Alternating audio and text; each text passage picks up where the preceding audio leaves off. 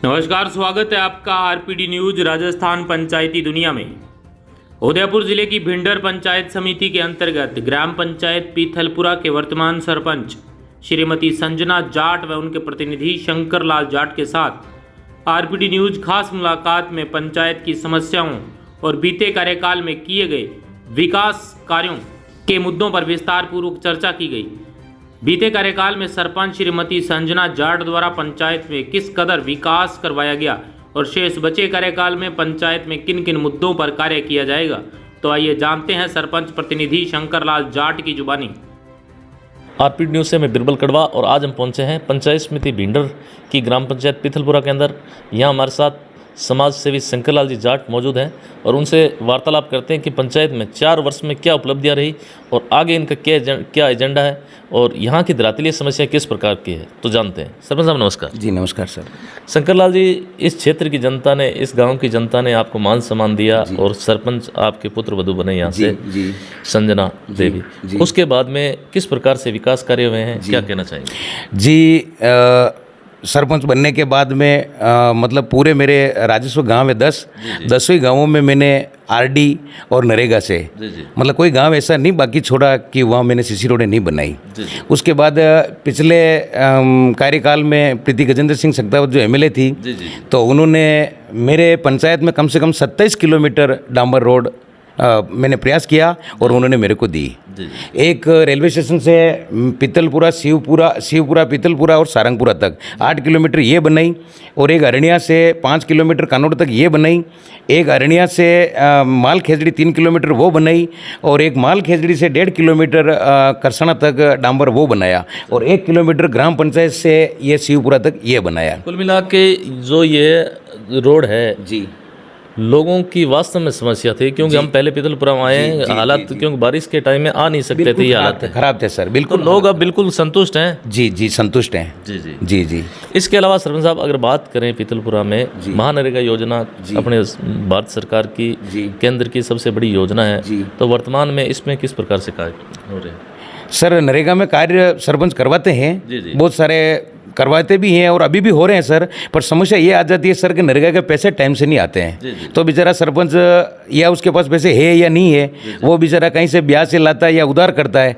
तो इस कार्यकाल में सरपंचों की हालत सर ये हो गई है कि उनको कोई एक सीमेंट का कट्टा देने के लिए उधार नहीं है। अगर वो जाए तो किसी आम आदमी को 10 कट्टे दे देंगे, लेकिन सरपंच को कोई एक सीमेंट का कट्टा नहीं देगा सर, क्योंकि नरेगा के पैसे टाइम से आए नहीं। तो अभी सरपंच भी हताश है सर।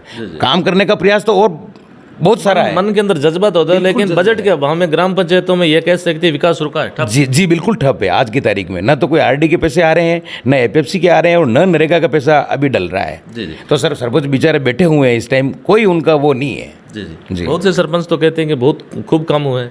सर काम तो हुए, मैं मान रहा हूँ, लेकिन अभी 2 साल 22-23 की 24 की जो किस्तें बाकी थी एफएफसी और आरडी की, वो किस्तें सर अभी डली है महीने भर पहले। और नरेगा का तो पैसा ये मान लो 22-23 का तो करीबन 4-5 बार एफडी करके 10-10%, 12-12% डाले। बाकी 23-24 में जो काम हुए हैं वो बाकी पैसे डले ही नहीं है सर अभी तक। आपकी क्या मांग है सरकार से कि रनिंग काम में पैसा मिलना चाहिए? बिल्कुल रनिंग काम में पैसा मिलना चाहिए सर। इसके अलावा क्या सुझाव देना चाहेंगे नरेगा में और किस प्रकार के परिवर्तन होने चाहिए?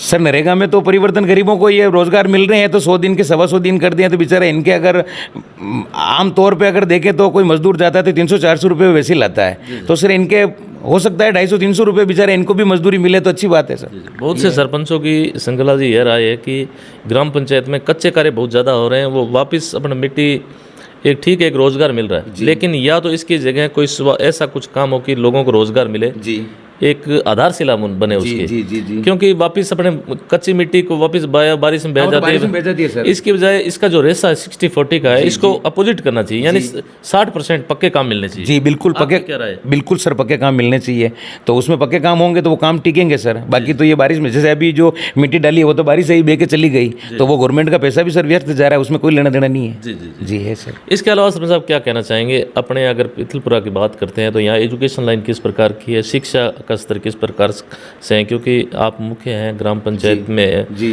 और यहाँ विद्यालयों के विजिट वगैरह करते हैं, तो यहाँ की स्थिति क्या है? जी वैसे मेरे इधर लगभग 90% बच्चे बच्ची पढ़े हुए हैं। जी जी। और विद्यालय में सर देखें तो आज की तारीख में जो विद्यालय पुराने बने हुए हैं, जो काफ़ी इनमें खस्ता हाल है ये पानी टपकने का। जर्जर तो अवस्था में। बिल्कुल, तो 2-3 विद्यालय में मैंने चाइना मैजिक करवाई भी है। एक यहाँ 12वीं तक विद्यालय था अपना पितलपुरा, तो यहाँ पे कमरा नहीं था, तो सर मैंने एक कमरा पिछले अभी बनाया है, विधायक जी से लाया था मैं। और एक कमरा मैंने खुद ने भामाशाह बन के उसमें सहयोग किया, और एक कमरा भामाशाहों से पैसे इकट्ठा करके बनाया। 2 कमरे सर मेरे कार्यकाल में मैंने 12वीं तक के स्कूल में यहाँ बनाए हैं।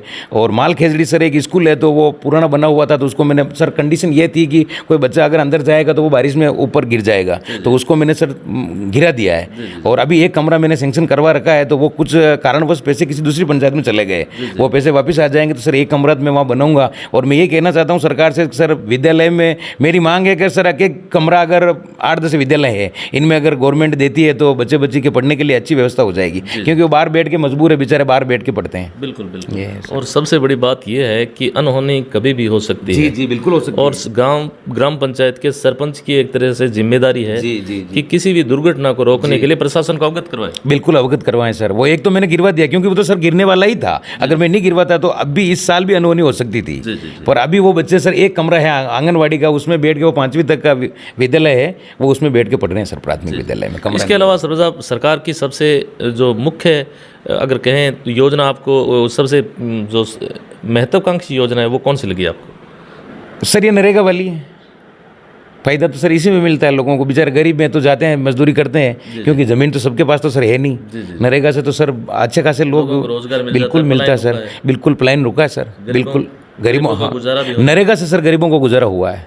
जी हुआ है बिल्कुल। इसके अलावा सरपंच साहब बात करें, अब की बार क्या है कि सरकार ने विशेष तौर से फोकस किया है एनवायरनमेंट को लेके, काफ़ी जैसे वृक्षारोपण कार्यक्रम है, हरियालो राजस्थान, हरित राजस्थान, जिसके तहत काफ़ी पंचायतें अब की बार हरी भरी दिख रही है। तो अपने यहाँ पे किस प्रकार से काम हुआ? बिल्कुल हुआ है सर। यहाँ पे भी हमने बहुत सारे पौधे लगवाए, विद्यालय में भी लगवाए, और यहाँ वन विभाग था तो वहाँ हमने पैसे दे के पौधे तैयार करवा के सर कम से कम 10,000 पौधे मेरी पंचायत में मैंने लगवाए। पर्सनली तैयार करवाए नर्सरी? बिल्कुल करवाए नर्सरी में यहाँ पे सर। जी जी जी।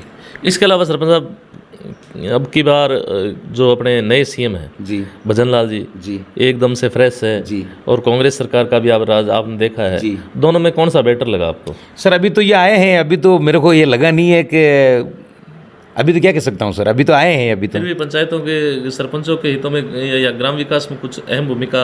सर अब ये मानता हूँ कि जो पैसे 22, 23, 24 के जो बाकी थे तो भजन लाल जी ने कोशिश करके सर डलवाएं, ये तो मानता हूँ कि पंचायतों में वो भी सर जैसे प्रयास अभी उन्होंने किया है वैसे प्रयास आगे नरेगा में भी अगर हुए तो सरपंच का भी अच्छा कार्यकाल निकले। जी जी। ये है। और क्या सुझाव देना चाहेंगे विशेष तौर से अपने क्षेत्र के जो युवा हैं कहीं न कहीं सरपंच साहब नशे की तरफ भटक रहे हैं, तो क्या मैसेज देना चाहेंगे?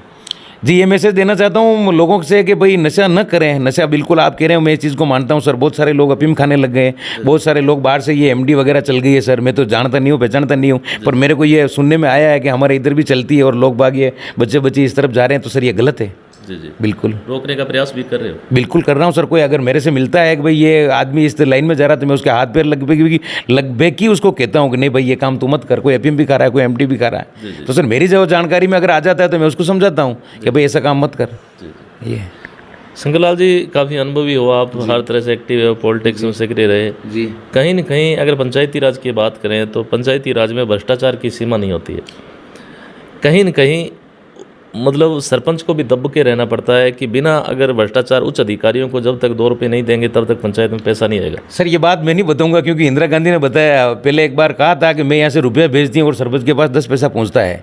तो सर मैं 10 पैसा तो नहीं कहूँगा, पर ये इतना सा जरूर कहूँगा कि मेरे पास 60 पैसे पहुँचते हैं। ये मान लो मिला के कहीं न कहीं शंकरलाल जी चपेट में। बिल्कुल सर। हाँ नाम नहीं लूँगा मैं किसी का, पर सर हकीकत यही है कि 100 रुपये में से मेरे पास 60 रुपये ही पहुँचते हैं। जी जी। ये मान लो आप। इस 60 अगर 100 में से अगर 80 रुपये पहुँचते हैं तो हालात ये है कि फिर उसके बाद में काम कैसा हो? वही तो है सर, गांव घटिया। जैसे कोई अगर सरपंच देखेगा कि ठीक है मैं कोई समाज सेवी हूँ और समाज की सेवा करने के लिए आया हूँ, तो सर वो 60 रुपये भी बराबर लगाएगा। और अगर कोई ऐसा आ गया कि मेरे को तो सरपंच अब बनना ही नहीं है, मेरा घर बनाना है, तो सर वो तो काम वैसे ही होगा कि सीसी रोड बना ही और 10 दिन के बाद वहाँ गिट्टी नजर आएगी आपको, वहाँ रेत और सीमेंट नजर आएगी भी नहीं, क्योंकि कहाँ से नजर आएगी भाई 60 रुपये में से तो उसको भी तो चाहिए ना सरपंच को, कोई अगर ऐसा है तो। बाकी सरपंच ऐसे नहीं सोचते, क्योंकि सरपंच तो एक समाज की सेवा करने के लिए आता है और पब्लिक उसको चुनती है, तो सर इसलिए चुनती है विश्वास करके कि ये काम करवाएगा। और साथ ही सरपंच को तो गांव के अंदर रहना है, क्योंकि पीढ़ियों तक रहा है, ये तो रहना है सर। कोई अगर घटिया काम करेगा 10 दिन 15 दिन या महीने भर के बाद वो काम खराब हो गया तो सर फिर तो पब्लिक उसके ऊपर गिरेगी कि यार ये फला सरपंच ने ये काम करवाया, ये महीने भी नहीं टिका, तो सर ये तो गलत है। सर प्रधानमंत्री आवास योजना को लेकर क्या कहना चाहेंगे, कितना लाभ मिला है? सर प्रधानमंत्री आवास मेरी पंचायत में भी थे कम से कम 251 और पिछली बार 40 के करीबन तो मैंने बनवा दिए और वापस सर सरकार का 2 साल से भी टारगेट नहीं आया है, 2 साल से बंद है। अब अगर कोई नया टारगेट आए तो वो बाकी वाले बने, बाकी वो भी नहीं बनेंगे। खाद्य सुरक्षा को लेकर कुछ कहना चाहेंगे? खाद्य सुरक्षा को लेके भी सर अभी साइटें खुली है तो कुछ वंचित थे तो उन लोगों के नाम अभी जुड़वा दिए गए हैं। और खाद्य सुरक्षा की सर मैं ये कहता हूँ कि अगर ओरिजिनल बात बता दूँ, अगर आप मेरे को पूछ रहे हो तो, क्योंकि मैं सीधा साधा इंसान हूँ सर। वास्तविक बात यह है कि जो खाद्य सुरक्षा में जिनको गेहूँ मिलने चाह रहे हैं उनको गेहूँ नहीं मिल रहे हैं, और जिनको नहीं मिलने चाह रहे हैं उनको गेहूँ मिल रहे हैं, ये है सर बात। तो सरपंच के पास इतनी पावर नहीं होती क्या कि ग्राम सभा के अंदर अनुमोदन लेके उनका नाम हटवाए? सर असंभव है, ये तो कोई ऊपर से ही किसी को जांच करवानी पड़ेगी। तो सर ये मैं मानता हूँ कि 100 में से कम 70 लोग ऐसे हैं जो फर्जी गेहूँ उठा रहे हैं। 30% लोग ही हैं जो कि सही ले रहे हैं, और वास्तविक आज की तारीख में 40% लोग ऐसे भी हैं जिनको गेहूँ वास्तविक नहीं मिल रहा है। बिल्कुल सही बात है। तो आवाज़ पहुँचाने का काम शंकरलाल जी कौन करेगा? हम ही करेंगे ना सर, मैं कर रहा हूँ, लेकिन मेरे लिए असंभव है ये, मैं कह रहा हूँ ना आपको।